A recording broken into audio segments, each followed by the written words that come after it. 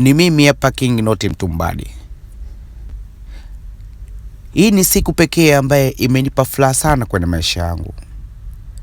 Badala ya kukutana na ndugu, jamaa na marafiki ambao niliachana nao kwa muda mrefu sana, kwa mara nyingine nikakutana nao na tukakaa kushare pamoja kwa kila jambo.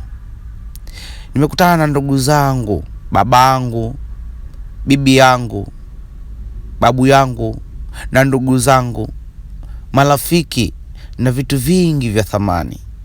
Nimekutana na mashamba, milima, mabonde na vingine vingi. King Noti Mtumbadi, hii siku imeniongezea kitu kwenye maisha yangu. Hii siku imeniongezea kitu kwenye maisha yangu. Nimefurahi kuliko unavyofikiria kuhusu mimi. Nimefurahi.